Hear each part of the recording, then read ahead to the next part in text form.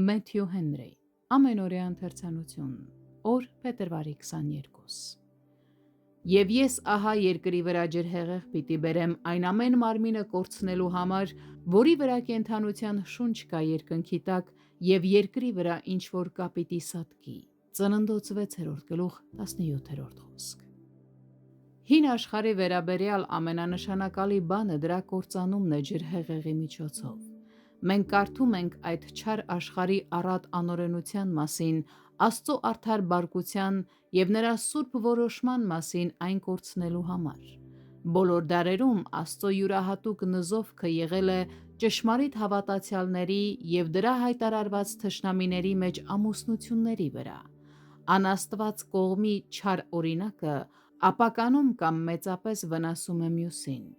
Ընտանեկան հավատքը վերանում է եւ երեխաները դաստիարակվում են անաստված ծնողի աշխարհիկ սկզբունքներին համապատասխան։ Եթե մենք պնդում ենք, որ ամենակարող Տիրոջ որդիներն ու դուստրերն ենք, ապա չպետք է ամուսնանանք կամ միավորվենք առանց նրա համաձայնության։ Նա երբեք մեզ իր օրհնությունը չի տա, եթե մենք գեղեցկությունը, սրամտությունը, հարստությունը կամ աշխարհիկ պատիվները նախընտրենք հավատքից եւ սրբությունից առավել։ Աստծո հոգին փնտրում էր մարդկանց, ուղարկելով Ենովքին, Նոյին եւ հնարավոր է ուրիշներին քարոզելու նրանց, ցուցաբերելով ողորմություն, չնայած նրանց ապստամբությանը,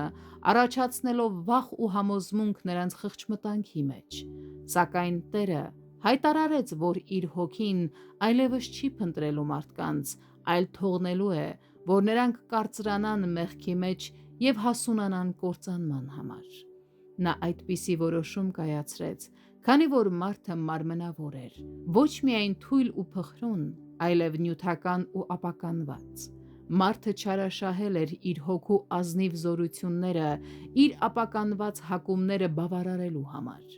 Աստված տեսնում է մարդկանց որդիների մեջ եղած ողջ չարությունը, այն չի կարող թաքնվել նրանից, եւ եթե դրա համար մարդիկ չապաշխարեն, Տերը կհայտնի իր բարկությունը։